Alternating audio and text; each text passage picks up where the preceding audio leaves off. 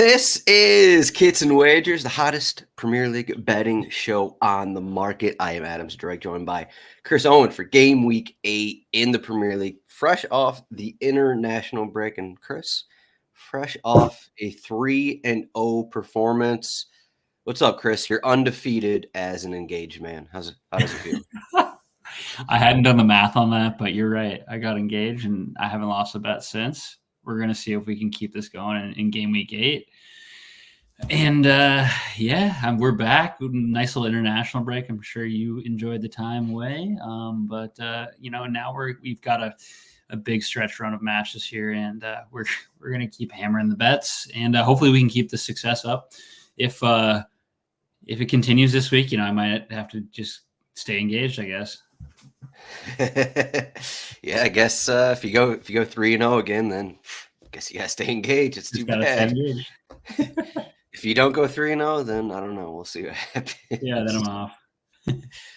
But RotoWire.com/soccer. I got a betting article. There's 3 bets in this article. You can check that out if you're watching on YouTube or Twitter. Also, I got a corners and wagers show with 4 pure corners bets over on YouTube. That is youtube.com/@RotoWireSoccer. If you listen to this, make sure to give a thumbs up on the video. That always is very helpful. But we got 6 bets for everyone. We're talking 6 different matches, 6 bets. This first one, here we go. Saturday morning, Tottenham are home against West Ham. Tottenham are -220 to win. West Ham are about +500, and then the draw is +400. Looks like Sonny Boy might be coming back for Spurs.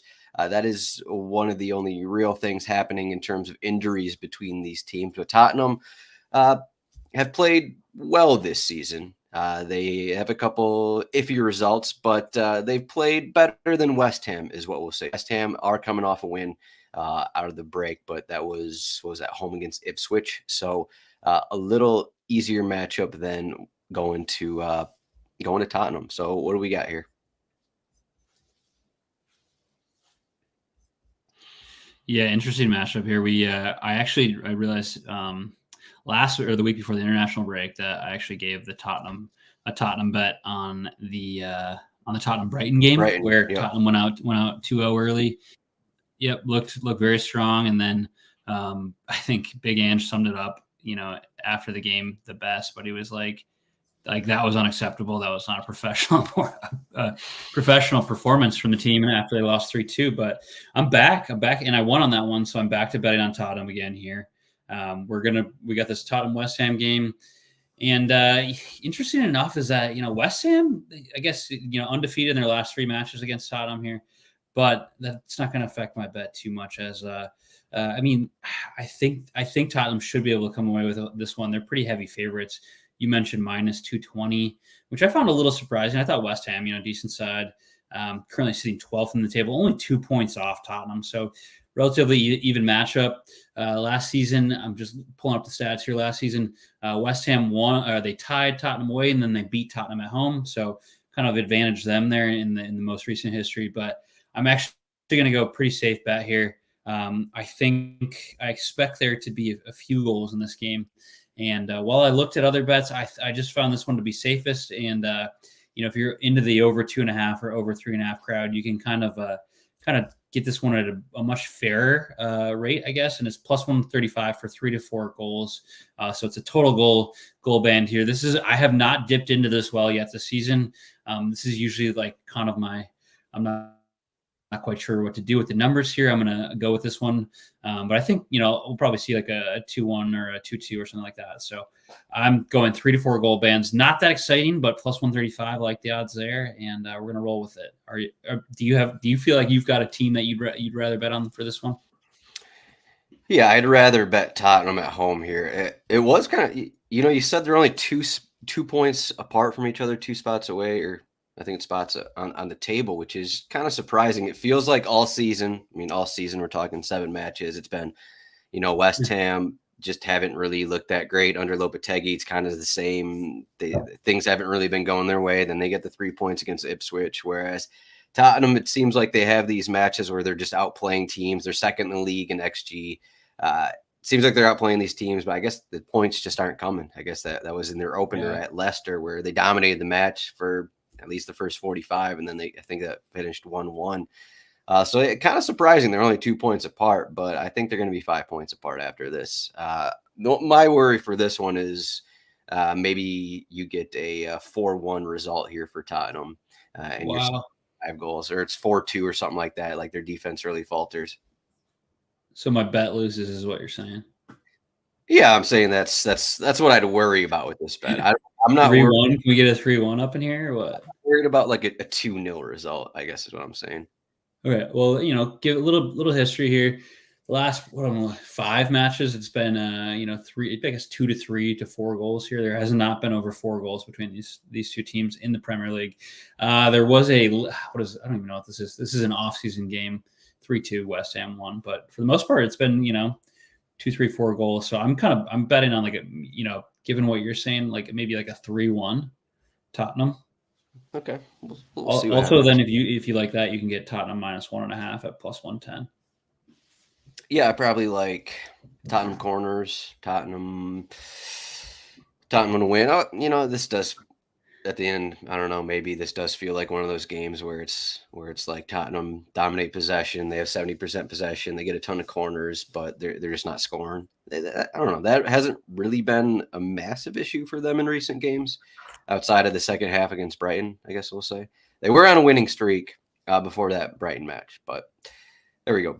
Goal band, 3 to 4 goals scored between Tottenham and West Ham. That's +135. I have the Manchester United Brentford match, 2 teams that I've been looking at throughout the season, but the odds have moved in the past couple weeks over the international break. So they're currently Manchester United are -135 to win. A couple weeks ago, that was -185. So that has steadily gone down. Brentford are at +330.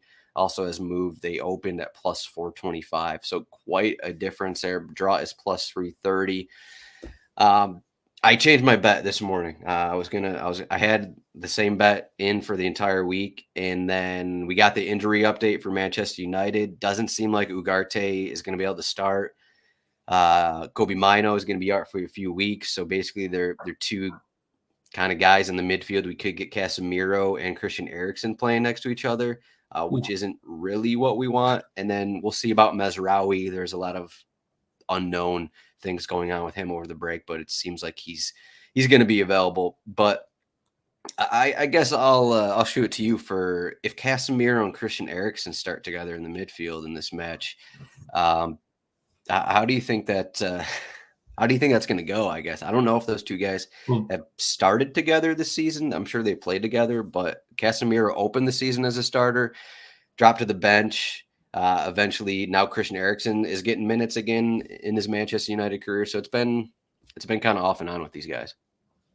Yeah, that's an interesting tandem. I mean, I'm trying to think of who's in Brentford's midfield who they're like super youthful. I mean, obviously they can run.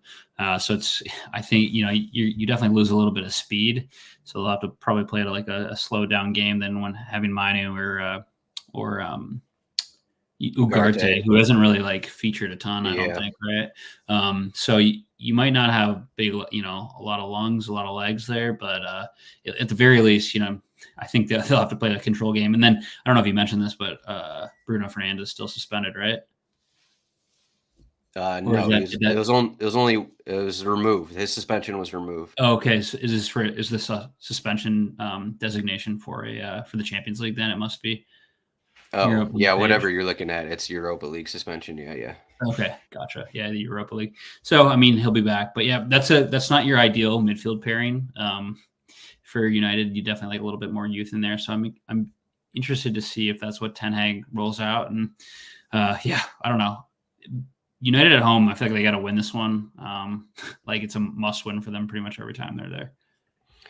Yeah, the last time, so 2 matches ago, Casemiro and Eriksen started at Porto. That was a 3-3 result where they actually got a late equalizer. They went up 2 goals, then gave up 3 goals. It was 2-0. Down 3-2, and then they got the Harry Maguire came on, got a late equalizer, even though they're down a man. So clearly, I remember watching highlights from that match where it was just like Christian Eriksen giving a ball away, and then Lisandro Martinez making a mistake and allowing a goal. So that's kind of what we got. Miles is telling us Brentford to score first, and then Manchester United double chance. My initial bet here was going to be a Manchester United double chance, but that midfield is kind of scary. Miles is going off the, 4 straight matches where Brentford have scored in the first 90 seconds, I believe that stat is. So when you throw Casemiro and Eriksen in there, maybe you just bet Brentford goal in the first 10 minutes, something like that. But I'm going a little different here. So I think that midfield is going to be open. I was initially on Manchester United corners, but for this one, I have over 9.5 corners, a single game parlay with both teams to score. So I just think that midfield is going to allow this game to be fairly open. Brentford already a weaker team away from home. I think both teams are going to score. And then I think it's going to be open enough that both teams are going to get corners. So this one is, as we like to say, a pretty simple bet here. Pretty easy bet. Both teams to score over 9.5 corners, plus 100 odds. So I think we're getting pretty good odds here on two things that I'm fairly confident on. I love the fairly simple here. We've got a same game parlay with like opposite ends of the spectrum here of like goal scoring and then corners. Yeah, this is the one, I'm going to have to go back and do a little arithmetic at the end of the game here and figure out if this one worked. It's not that difficult. We'll get 3 goals in the first half, and then Man United trying to push back will have like 8 corners themselves. So this will be easy. I like it. To give reference to the comment in the chat here, Brentford to score first. Brentford first goal is plus 145. So if you are interested in that, that's a pretty slamming good odds there. Slamming good odds. Next game, Chris is talking about Fulham are home as a favorite. That's plus 140. Aston Villa plus 185. They did open as a favorite, which kind of surprising, but Fulham favored at home. The draw is plus 250. And I guess injury-wise, Aston Villa are basically getting back almost all of their players. I don't know who's going to be ready to start. Like Kamara and Mings not ready to start, but they're coming off long-term injuries. But it seems like, all the little knocks that they had before the break, seems like everyone's going to be available. But the big injury for Fulham, Sasa Lukic, the guy who took over for João Paulinho in the midfield, is going to be out of that Fulham midfield. So they could start Sander Berg, who really hasn't had a ton of time with Fulham. They signed him from Burnley in the summer. So that is the one thing here between these teams. But Fulham at Craven Cottage here. What do you think of them as a favorite? I looked at these odds initially, and I was like, this is surprising to see Fulham as the favorite. I know, they're 8th in the table, sitting on 11 points, but Villa have also been strong. They're essentially tied with Chelsea for that 4th spot in the league. This one, it feels like I mentioned my surprise, but it feels a little trappy for me. But I'm going to go with it anyways. Aston Villa, I looked at it, initially, was it plus 185 or plus 175 for the money line bet? I think I had plus 185 down. I was like, that is, them being as good as they've been in the past, year and a half, and, going to Fulham, I think that they can win this. Then you kind of look at the history too here is like Aston Villa's won, what is it? Probably, I think 1, 2, 3 games in a row at Craven Cottage here. So they've been pretty good. Away to Fulham, but you take that Aston Villa money line, and then you just add a simple over 1.5 goals in the match, and you get plus 245. So I'm taking Aston Villa money line over 1.5 goals. It's plus 245. You mentioned it, to lead in here is Aston Villa is pretty much completely healthy. I didn't see John McGinn in the expected starting 11, but I wouldn't be surprised if he gets back in there. You got Tielemans, McGinn. And then Onana, who can start there, and everybody fit in the back line. So I just think that given that they've got everyone ready to go, them away here. This is definitely on the higher end of the spectrum of odds for a bet that I make. But we're gonna go plus 245 and see if this one hits, and I'll be pretty pleased. Yeah, I've gone through a couple bets on this match, rotowire.com/soccer. Check out my article. And then corners and wagers. I just think that I said it a couple times. I'm going to say it for the 3rd time this week. The XG bros are high on Fulham right now. Fulham have, I believe, the 2nd best XG goal differential in the league. 2nd least amount of expected goals allowed, which is just above Liverpool there. So it seems like the odds are, a little influenced by XG, and then it seems like Fulham getting more love as the XG bros have gone over their numbers over the international break. But like you look at these odds and the fact that they've gone down, even though Sasa Lukic injured, even though Villa getting these guys back, I'm just not seeing it here. I know they're at home. I know they've had some good results, but if you look at some of their matchups this season, and I know they had that Man City one, but I think Unai Emery is going to come into this one, and he's going to tell Fulham to possess the ball, and then we're going to get you off the counter. And I don't think that's how Fulham want to play. I don't think that's how Marco Silva wants to play. So I think that's just going to go in Aston Villa's favor. So I like your bet here. I do think both teams score as well because Villa's defense has been kind of iffy themselves. Miles is giving us another bet here. John Duran, anytime goal scorer odds at plus 190. The problem with some of these anytime goal scorer odds for Duran is that a lot of sites don't let you bet on bench players to score. So like if you put that bet in, you'll just get your money back if he doesn't start. So just something to keep in mind there for the non-stars. I don't know.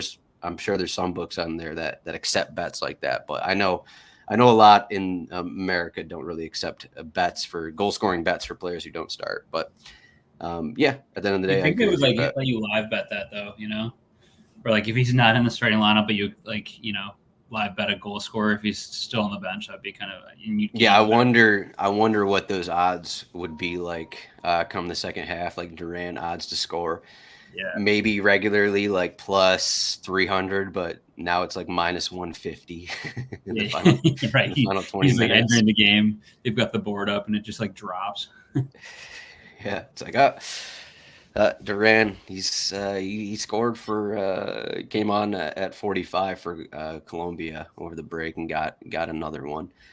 Next game, what's Imagine up? being the guy who's like watching the warm-ups on the sides of the players, like, oh, he's looking pretty healthy, he looks warm, he might come in, let me get this anytime goal scoring out of that. And let me drop these numbers a little bit. We got a massive game here for the bottom of the table. Points are needed for Ipswich Town, home against Everton, as they likely fight relegation for the majority of the season. Ipswich are plus 150. They were actually plus 130 exactly 2 weeks ago. So some changes there. Everton are plus 190. The draw is plus 235.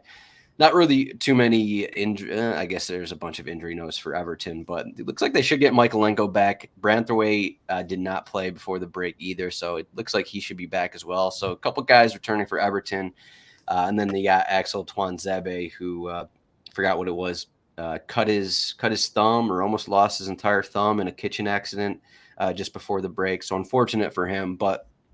Let me get your thoughts here, because when you look at this match, you're like, this is going to be scoreless and both teams that score no kind of thing. What are your thoughts when you just first look at this Ipswich Everton match? Oh, I feel like there's got to be some goals. Ipswich play, they're that classic championship team who comes up and is like, oh, we're still going to play the same way that we played and playing on the front foot for the most part. Everton have been so sketchy, like at least in the probably like first 4 or 5 games. They've been maybe a little bit better recently, but like they were very sketchy out of the back. Conceding. I think they let up 4 to Tottenham. They let up a number of goals to other teams. So I think goals personally, but I don't know. Goals. Yeah, Ipswich have been decent at home. I think they're 3 home matches. They had the opener against Liverpool, 1-1 draw against Fulham, and then the 2-2 draw against Aston Villa, where they probably all played Aston Villa to a certain extent there. So some difficult matches. I am going in that route here. You combine Everton's defensive ways. I think this is like a 1-1, 2-1 type of game for either side. So I'm just going with the goal ban. Chris's bread and butter bet, goal ban, 2 to 3 goals scored at plus 100. Just think that it's going to be in that range. I don't feel like it. I don't know. I don't feel like this is going 2-2 kind of a thing. I don't feel like it's going 3-2, 2-2, or even, I don't know, 4-0 or 4-1 kind of thing. I think this is a 1-1, 2-1 type of game. And you got the goal bans, the classic, not sure what to do with this match bet. Is that your reasoning? That's my reasoning. Unless you see unless you feel very strong about it. I just called it your bread and butter. Now it's your I don't know what to do with this bet. Well, it can be both. There's a lot of times I don't know what to do, so which can be my bread and butter. Speaking of not knowing what to do, we have Liverpool at home against Chelsea, and okay, these odds actually just keep moving because I feel like I guess it was a couple days ago, earlier in the week, it was minus 150 for Liverpool to win. So they've gone from minus 175 to minus 150. Now they're at minus 165 to win, obviously depending on the sports book. But Chelsea plus 400 with the draw plus 340. I'm not sure why the odds are moving a lot like this. Maybe because more people are betting on it, but we know Alisson's out. So Keller is going to start in net. And we have the suspensions to Cucurella and Fofana, but otherwise not really anything has really changed over the break. So what's your read on the Liverpool match? You did bet Liverpool last week. You got the win, and win to 0 is what your bet was. Yeah, I don't think I'm going to go back to this one just based on the fact that, I guess they had Alisson was fit for that previous match, but the Yaros came in with, I think Kelleher should be able to go this week, but Yaros, like the whatever 19-year-old, came in as a sub and did get the clean sheet there. You mentioned, like, speaking of things I don't know what you said, feel good about, know about. I feel like my go-to bet is always it's Liverpool money line and some sort of goal bet here. So, kind of riding off last week here where I got the Tottenham game right, betting on them this week. Got the Liverpool game right, going to bet back on them this week. But this is really one of those this is probably the marquee matchup of the weekend here, aside from a couple of, pretty gritty relegation battles that we have going on. But yeah, I'm just going to go back to the well here on what I typically like, and that's Liverpool money line. They're playing at Anfield. They're top of the table. They've dropped maybe 2-3 points. I guess they lost Forest, so pretty strong. I think they keep it going. I'm a little weary of how good Chelsea have played to start the season, but I feel I like Liverpool money line, and then under 3.5 goals. That's plus 170. You just look back at there was a 4-1 match last year between these two teams, but you look back and you see 1-1, 0-0, 0-0, 0-0. You've got a couple cup finals where there were 0-0 draws before penalties, before late winners. So it's like I kind of gotta go with the under here. It would be tough for me, especially Liverpool have conceded I think maybe two goals. Play. Yeah, 2 goals in league play. They've been pretty airtight.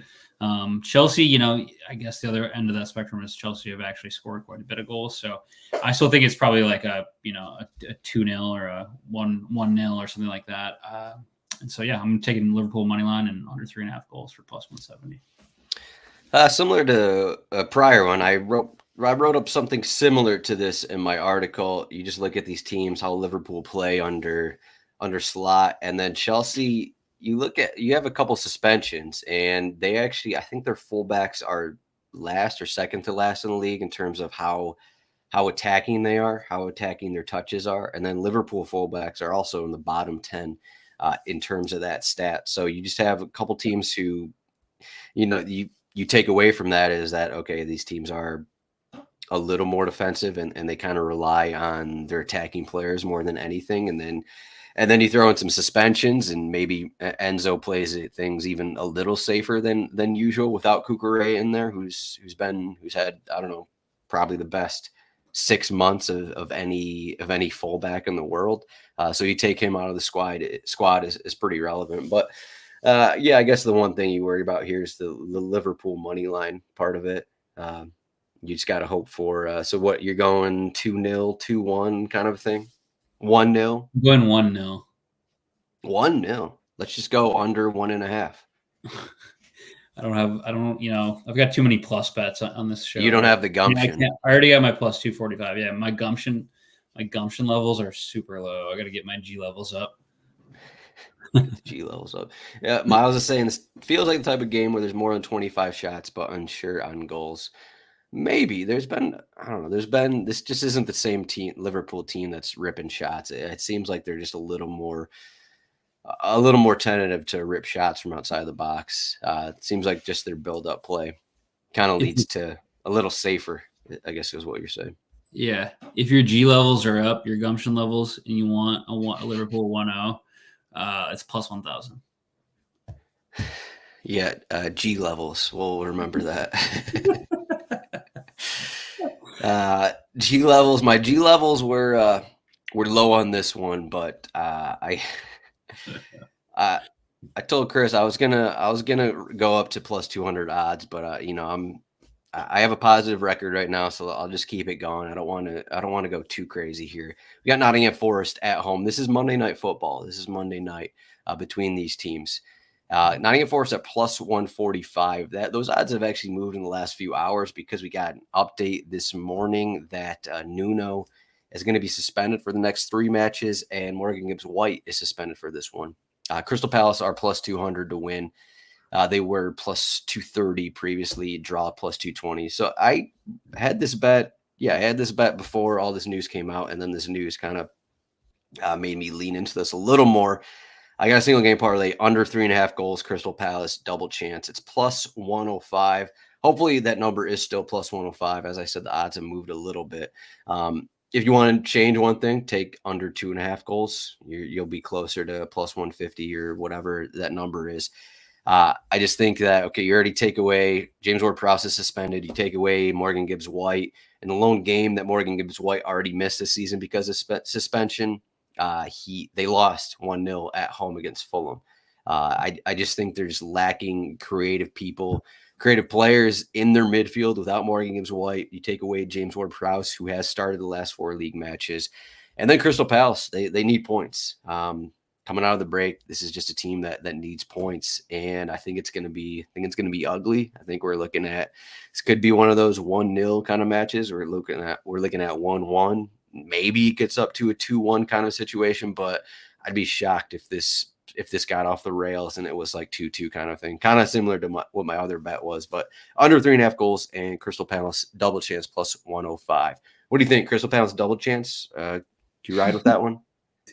This is disgusting. This is great. This is Monday Night Football we're talking about here. Man, G levels are high right now. This is Palace could need points in the worst way, and Forest dealing with it.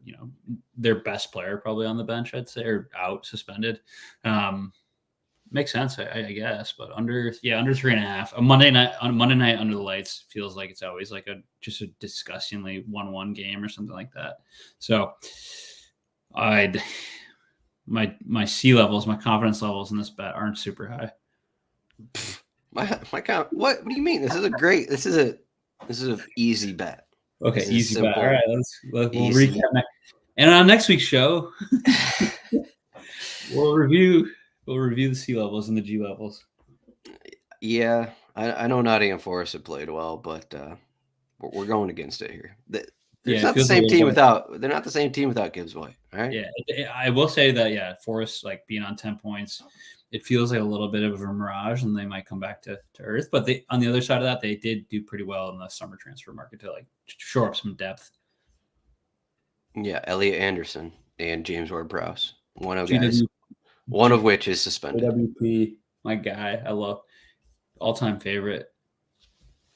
All-time favorite. That is 6 bets on 6 matches as Chris does the JWP celebration, but JWP will not be doing that celebration on Monday night.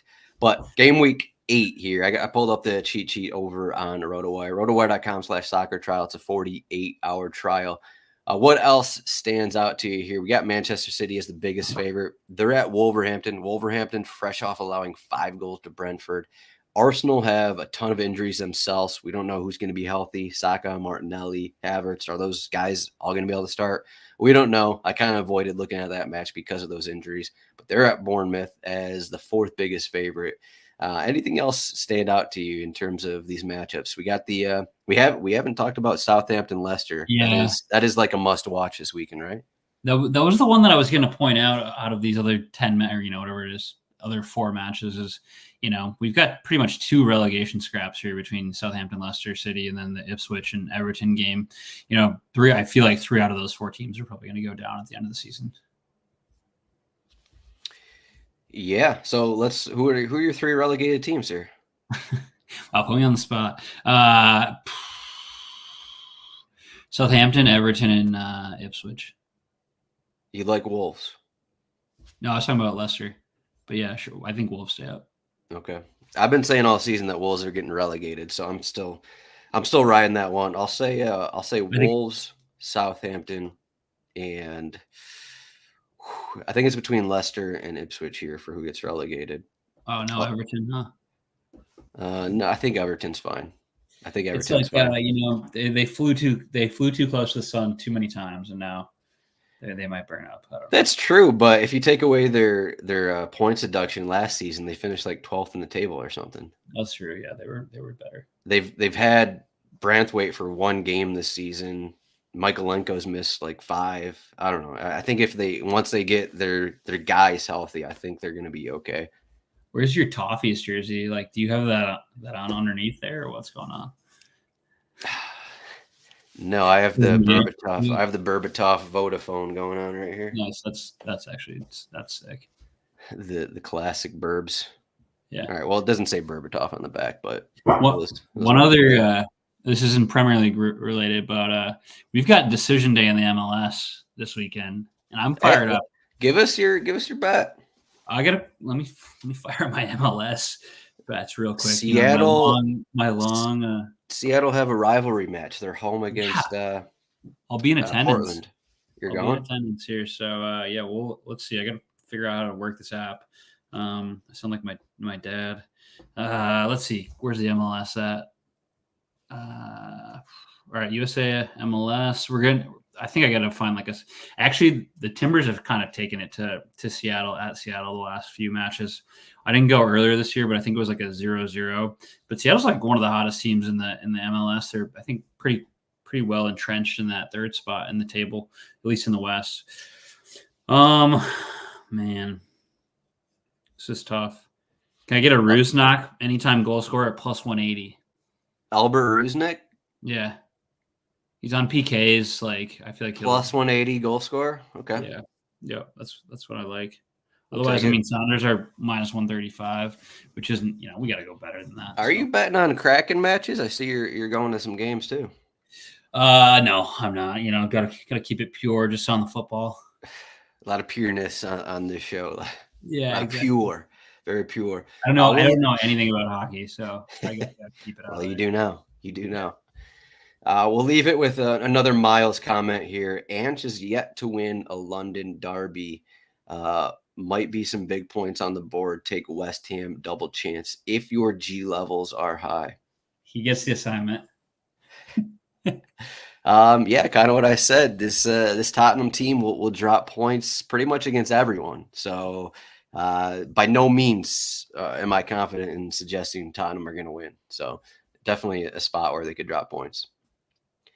Chris, you got anything else? No, gotta go get a hot cup of coffee here, and can't wait for this weekend. All right, let's do it. You can find Chris at CHR08 on Twitter. I'm at RotoZdroik. Also, check out RotoWire.com/soccer to get all our stuff. I got 10 bets up. There's 6 bets in this show. Thank you for watching. Make sure to like, subscribe on our YouTube, and we'll see everyone for game week 9. We got 5 game weeks before the next international break, so we're going to be coming at everyone with a lot of winners and maybe a couple losers here and there. But this week we're going 6-0. So shouts to us. Shouts to us. Thanks, Adam.